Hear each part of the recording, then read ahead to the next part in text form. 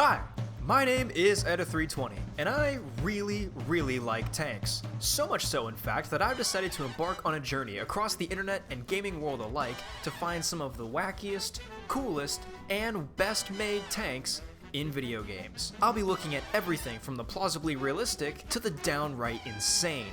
So the Abrams in Battlefield 6 is referred to in-game as an M1A2 SEP V3. However, this is not an M1A2 SEP V3. Depending how you look at it, it either has a lot of errors or it really only has one decently sized error. So if this sounds like something you're interested in, stick around and listen up, because this is a Tank Enthusiast Reacts to Tanks in Video Games.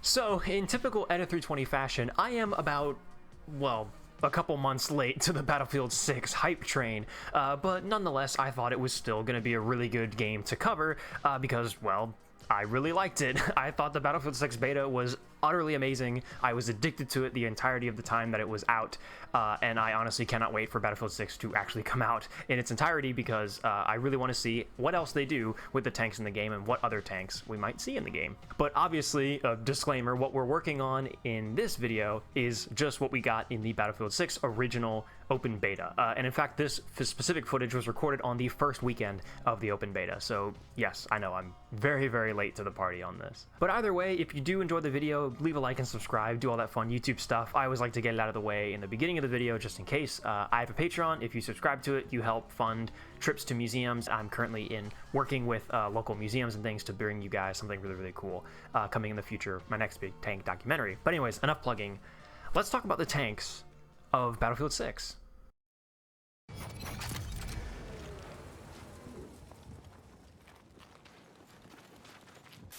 So, first up we have the Abrams, and I think we would be remiss if we had some sort of NATO faction in a game like Battlefield 6 and did not have an Abrams tank. As far as I'm aware, the game is meant to take place in like a super near future. I think it was like 2027. Let's actually double check that. Yeah, 2027. Precursor to the events of Battlefield 2022. Okay, wow, so they actually are still pretending that game exists. So yeah, 2027, so this is incredibly near future. So of course we would expect to see an Abrams in more or less modern configuration. Although, this Abrams in particular has, technically, depending how you look at it, it either has a lot of errors or it really only has one decently sized error. So the Abrams in Battlefield 6 is referred to in-game as an M1A2 SEP V3. This is a real and correct designation for the latest and greatest Abrams variant that is currently in service with the United States Army. Original Abrams was the M1, then we moved on to the M1A1, and then the M1A2, and then much like Half-Life, we refused to move on to the M1A3. We'll get to that in a minute. So with the M1A2, we just started adding on what were called survival enhancement packages, which were upgrades to fire control systems and some of the auxiliary systems on the tank. Incremental improvements. Nothing big enough to warrant a new A number, but improvements nonetheless. So we had SEP V2, and SEP V3. There was a SEP V4 on the docket and actually in testing, but SEP V4 has since been canceled because we are now moving to the M1A3. Or well, at the moment it's designated as M1E3 for experimental, and then if/when it ends up going through, it'll be fully adopted as the M1A3 Abrams. So if M1A3 Abrams is coming, I'm pretty confident Half-Life 3 is coming too.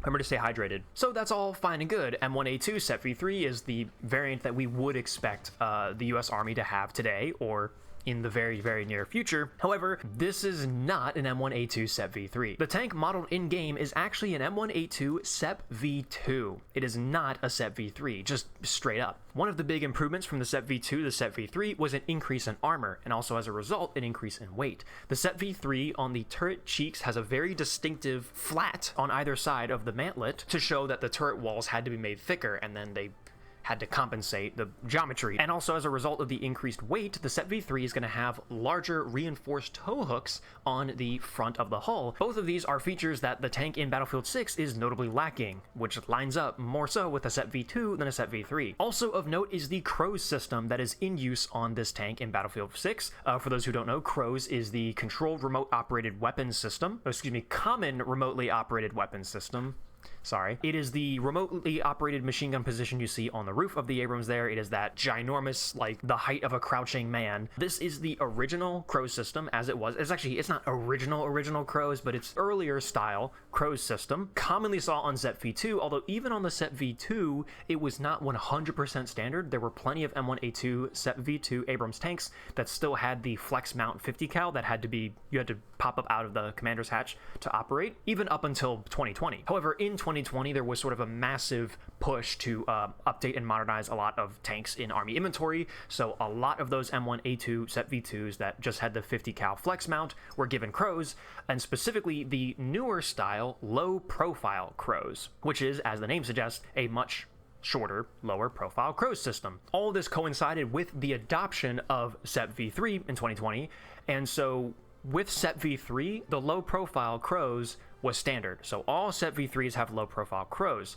Zep V2s got low profile Crows where they could, so seeing this taller, early style Crows on this Abrams tank again really lines up with the Zep V2. So what I mean by the tank having either a lot of mistakes or only one really big mistake, depending how you look at it, is the fact that either this is an M1A2 Zep V3 with a shit ton of mistakes in the model, or this is an M1A2 Zep V2 that they just named incorrectly. I will let you decide. I'm sure that's a fantastic Rorschach test for all of you in the comments. Glass half full, glass half empty.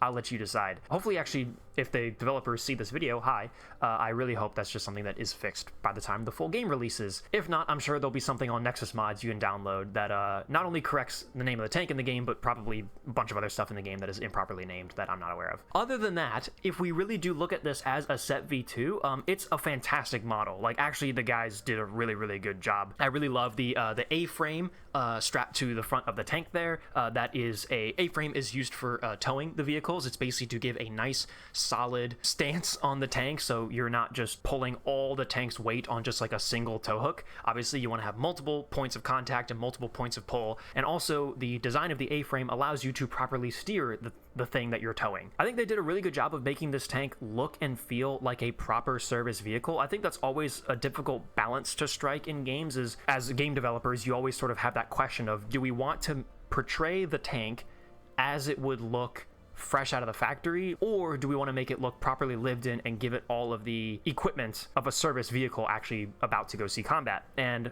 I think generally Battlefield does a really good job of picking the latter, of we're going to portray the vehicle as it would be were it actually seeing frontline use. All the right little boxes and smoke launchers and all of the little accoutrements that go with the tank honestly all look spot on. I also really like the detail of some of the parts being painted desert tan and some of them being olive drab green. That is, as far as I can tell, quirk of maintenance. Depending what is like the color that the army wants at specific times, you know, you may have a batch of tanks that rolls out in desert tan, and then a batch of tanks that is painted OD green, and then spare parts for those two tanks can kind of be swapped around. So I've seen footage of Abrams tankers, guys in the army who they're doing maintenance on their tank, and their tank is painted desert tan, but then they get like a spare idler, or they get a spare mud flap or something, or a spare road wheel, and the spare that they receive from the depots or whatever is olive drab. And it's just the sort of thing where it's like, well, that's just what the army gave you. So I really like that detail because it makes this tank feel lived in. If you know that about tank logistics, then you can spot all the individual components on this tank are clearly spares or replacement parts. Like example, we have both front mud flaps and both rear side skirts, the grenade boxes on the sides of the turret where you keep spare smoke grenades for your smoke grenade launchers. The A-frame is painted olive drab green, sort of personal crew items in the bustle rack. It just all really looks cool. The spare track links on the sides, it's all properly lived in. The tank feels real and lived in. One thing I really liked about Battlefield 5 was the ability to customize your tanks in that regard and being able to swap between preset chassis dressings, I think they call it in Battlefield 5. And personally, I really liked that. I thought that was a fantastic system, so I really hope to see a system like that return for Battlefield 6. We have no idea what the tank customization in Battlefield 6 is going to be like so far, at least I don't know. I think there was like a video that leaked a little while ago of some skins for some of the tanks in the game, which is cool. I'm down for different camos and different paint schemes, but I would really like the ability to customize the stowages and the some of the configurations of the tanks.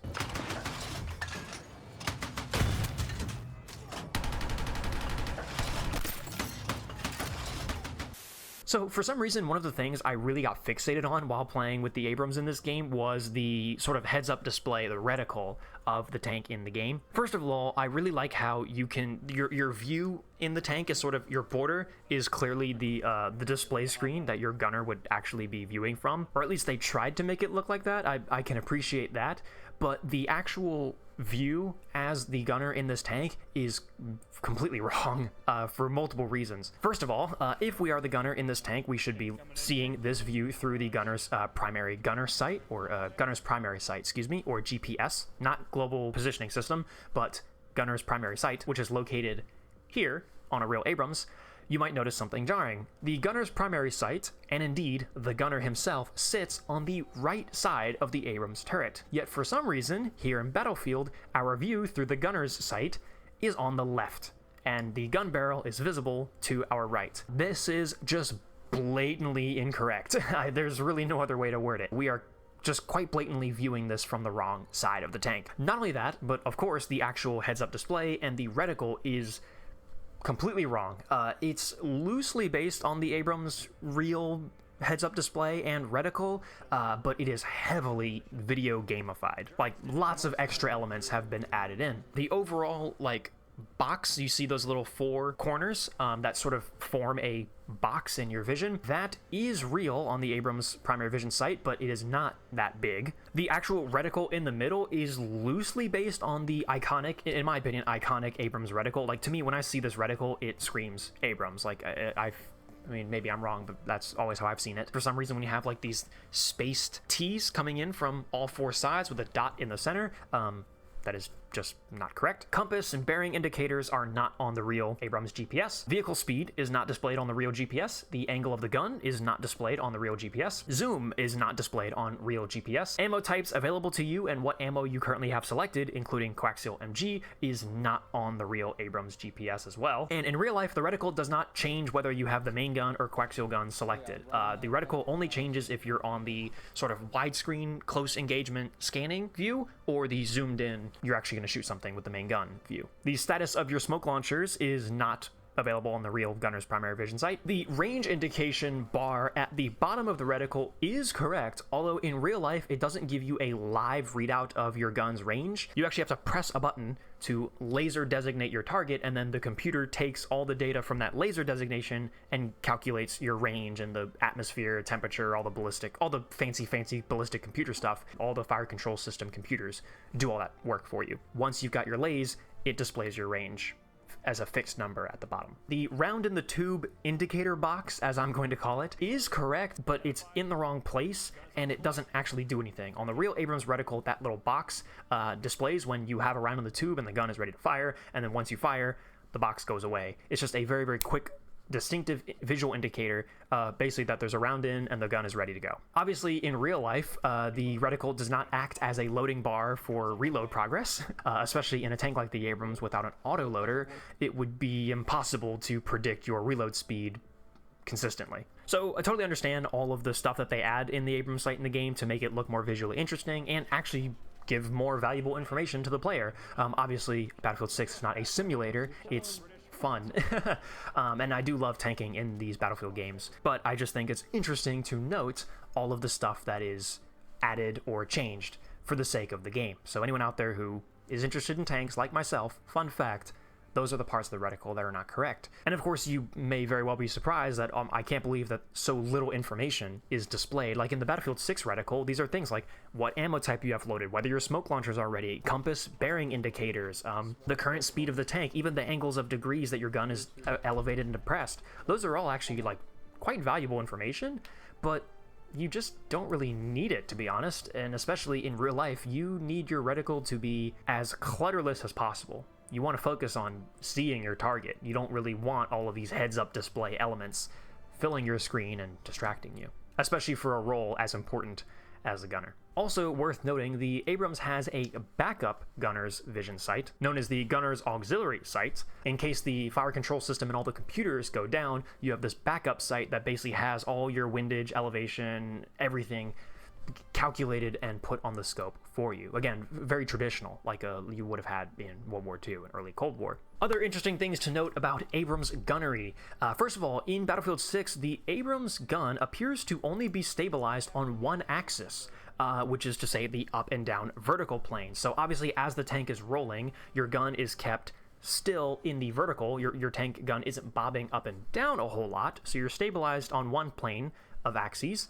However, if you turn your tank left and right, you do still drag the gun along with you. That is actually not correct. A tank in real life should be stabilized across both axes, up and down, and left and right. Because, of course, in real life, if your driver is swerving the tank left and right or just making turns, you don't want that throwing your gunner off balance. So tanks today are stabilized. It's called dual axis stabilization. The tanks, specifically in Battlefield 6, seem to only be stabilized on the vertical plane, which is basically how tanks were in World War II and immediately after World War II. In case you're curious, three-plane stabilization is possible and has been achieved. I believe it was the French with their wacky oscillating turret designs. Stabilization in the vertical plane, the horizontal plane, and the, I guess, Z plane, y-axis, x-axis, and z-axis. Basically, if the tank was on a hill and the hull was oriented, sitting on a hill and was slanted, the turret would stay balanced in the I guess the Z plane. Me no much good at math. So the ammunitions available to us in Battlefield 6 are anti-armor and multi-purpose. Now, although these are very much hinting at real ammunition types that the Abrams does use in real life, the specific sort of nomenclature being used here is not totally correct to my knowledge. So in total, the Abrams can shoot 4 ammunition types: AP Sabo, MPAT, Heat, and canister. Specifically, heat ammunition is actually currently being phased out of use in the US Army, and the US Army never made use of just standard HE, high explosive ammunition. I believe the Marines did, but the Army did not. I think the Army used their heat, high explosive anti-tank, as sort of their HE equivalent. But again, now heat is being phased out in the US Army, and a whole swath of ammunitions are all being replaced by a new round currently making its way into the logistics system called AMP, or AMP, Advanced Multi-Purpose, which is going to completely replace MPAT, canister, and heat. So tankers really only have to worry about AP Sabo and now Advanced Multi-Purpose. So your 2 ammunition types. Obviously, it's very common in a lot of these tank games to really simplify things and give you just the 2 ammo types to worry about, and often through history you see the consolidation of ammunition types as much as possible to really the 2 big ones, the one that you use against tanks and the one that you use against everything else, particularly infantry and soft targets. So only having 2 ammunition types available to you in the game, that is totally realistic. But yeah, the terminology is a little wrong. Anti-armor, I don't believe, is a proper doctrinal term for AP Sabo. Any Abrams tankers in the comments, feel free to correct me, but I believe you guys are trained to refer to it as just Sabo or AP. Multi-purpose in this concept is actually totally fine, but the inner nerd in me would prefer if they put advanced multi-purpose there, because if you just call it multi-purpose, that could either be a reference to the original MPAT, or it could be a reference to the newly introduced advanced multi-purpose ammunition. Which I guess that ambiguity helps sort of blur the lines of, is this a SEP V2 or a SEP V3? It kind of works both ways. Other than all that, again, like I said, I absolutely love tanking in the Battlefield games. I really do think Battlefield just has blatantly some of the best tank gameplay. It's just some of my favorite. Tank-on-tank combat is great and all, games like War Thunder, World of Tanks, Curse Tank Simulator, whatever.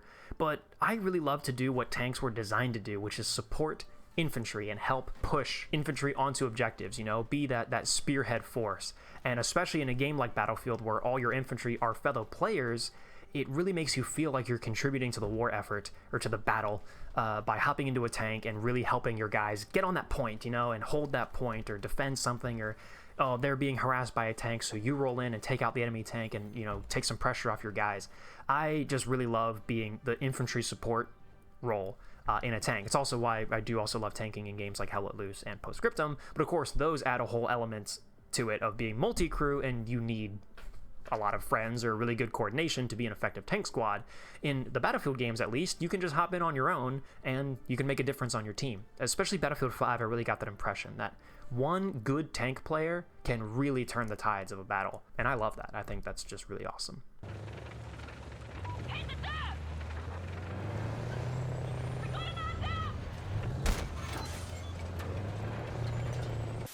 So, moving on next, we have the IFV given to us in the Battlefield 6 open beta.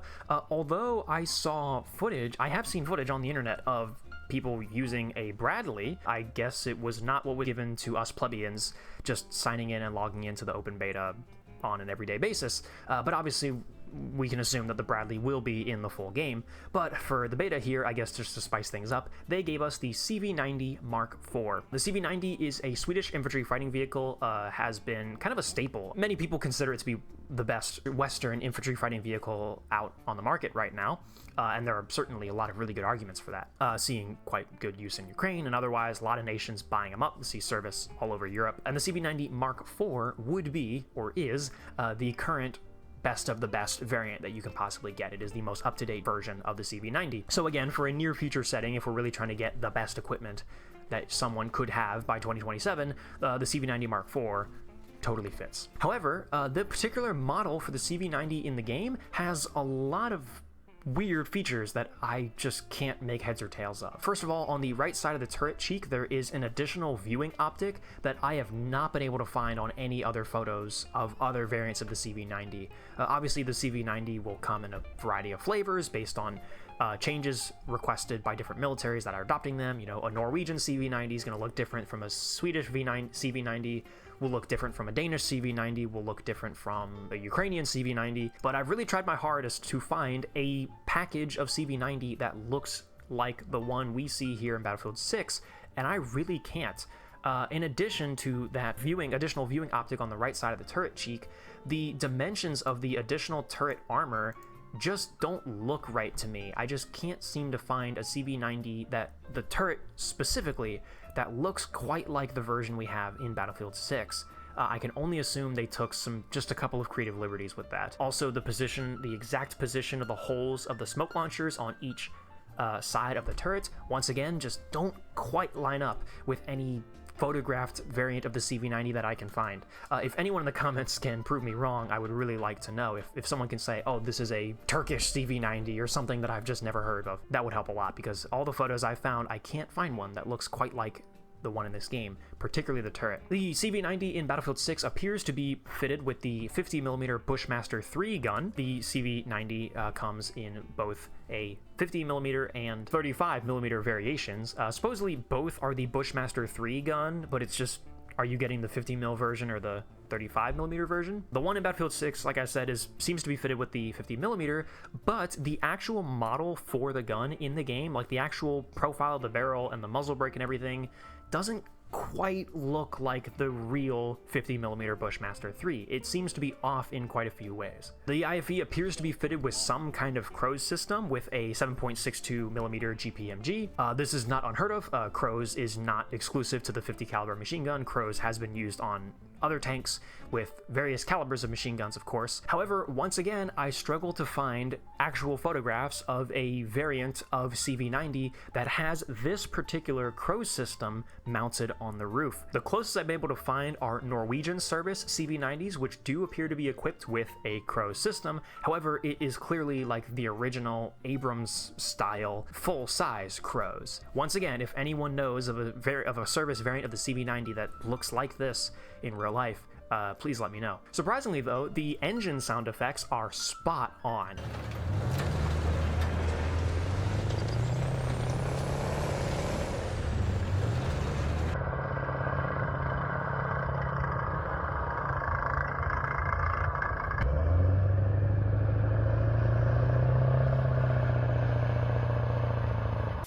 And I actually can't believe I failed to mention this on the Abrams section, but once again, the sound design is orgasmic. I'm willing to go on record and say.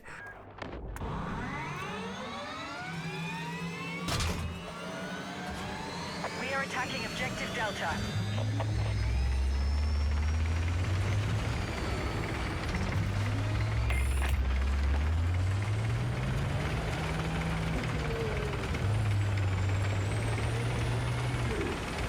The Abrams, of course, has a very, very notorious startup sound effect with the turbine engine. Not to go into the other Battlefield games too much, but safe to say that particularly Battlefield 1 and Battlefield 5 engine sound effects in those games are also very, very good. So that's something they just consistently seem to nail. Also, the gunner's optic on the CV90 is on the correct side, so big thumbs up there. Although, of course, the reticle is completely fictional for the CV90. Of course, the CV90 in real life is equipped with ATGM Acheron missiles, but I'm gonna be that guy and say that it only fires 2 missiles at a time, and the crew would then have to hop out and reload those 2 to then get their next shots. Whereas in Battlefield 6, you seem to just basically have infinite of them. Objective Alpha neutralized.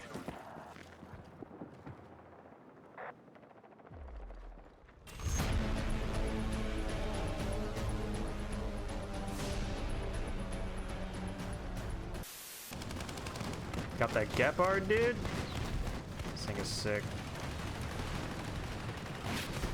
And last but certainly not least of the playable tanks in Battlefield 6, we have the Gepard, particularly the Gepard I, which is of course a anti-aircraft variation vehicle built on a Leopard 1 chassis. The vehicle originally debuted in the 1960s and was officially retired from German military service in 2011, being stated that it was unfit for modern combat, basically out of date. It couldn't keep up with the modern standards of war. One of the major flaws of the Gepard that I personally really do see as evidence of it being a 1960s design is the fact that you have to get out of the tank to reload the guns. And considering the vehicle's high rate of fire, being 1,100 rounds per minute, and total ammunition capacity of 640 rounds before you have to reload, that is not great. It does have the ability to switch between sort of anti-aircraft munition and AP anti-tank ammunition, but again, to switch the ammo types, you have to get out of the tank. So it would be a bit of a head scratcher to see a Gepard 1 in a near future set game. They were considered old hat in 2011,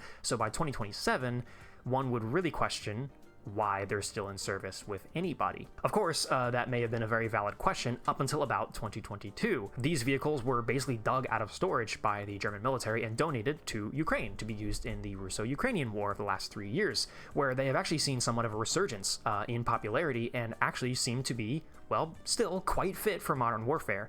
As far as I'm aware, crews speak quite highly of them, and they are seeing genuine, dirty wartime use. So it just goes to show, the same way Russia can pull old T-55s out of storage and actually make pretty good use of them, the West can still pull some of these old 1960s anti-aircraft tanks and still make good use of them. So again, prior to the Russo-Ukrainian War, I actually would have totally agreed why the hell is a Gepard here in 2027, but with the added context of the Russo-Ukrainian War, it may very well be possible that someone would keep these things around, because apparently they're still quite useful. But getting into the Gepard's actual portrayal in Battlefield 6, for whatever reason, the Gepard seems to be limited to like a 5-round burst as far as my ears can discern. While of course it would be standard practice to fire in bursts for ammunition conservation, heat management, and weapon control, as far as I know, the Gepard is not strictly limited to burst fire. It does have a couple of burst fire modes to choose from, but of that I believe the limit is the minimum of a burst is 10 rounds. Now, although actually, now that I'm thinking about this, it could be 5 rounds per gun, which then gives you 10 total, in which case Battlefield 6 actually may very well be spot on. But theoretically, you should be able to shoot the Gepard as much as you like, and I think it would be kind of cool to be able to swap between burst fire and just going all in. The gun dispersion of the Gepard in-game is realistic, however, very annoying. Obviously shooting at targets very, very close distance, and particularly infantry running across the ground, the Gepard is just blatantly not really designed for that. So you're going to see that dispersion of the fact that your scope is in the center and the 2 guns are on either side, and you are clearly going to be shooting to the left and right of where your reticle actually is. Again, that is totally realistic, and the fact that they modeled it is great, but of course, it's really annoying. But that's just me. At the same time, generally, I feel like the explosive radius of tank ammunition in this game is very lackluster. There's no way. Wait, there's tanks on Battlefield since when? I know, right? Did you didn't kill either of those guys? No, not with the 120. I don't know why. I got one. I hit him through the wall. Especially when compared to previous titles like Battlefield 5. I'm going to keep bringing up Battlefield 5 because I really love tanking in Battlefield 5. I think it's like damn near perfect. But yeah, I really think like in the Abrams and the CV90 and these tanks, like you can put HE, or I guess in the Abrams case, MPAT, right next to a guy, and it just, like, you get hit markers. He's hurting. Oh! That guy just ran out into the street and I direct hit him with the fucking main gun. Oh my god, dude, like how does that empath right next to him not kill him? Which can sometimes be very frustrating, especially like if you pop HE into a building and then it doesn't kill anyone when you know for a fact there's a guy in that building just sitting in a corner. It can be a little frustrating, but I think definitely of all the vehicles that we got in the beta, the Gepard suffered from it the worst. That thing felt nigh useless against infantry, which makes sense. It's meant to be an anti-aircraft vehicle. The devs want you to use it to shoot down planes. They don't want you to run around cutting down entire squads with the thing. Let's defend the position.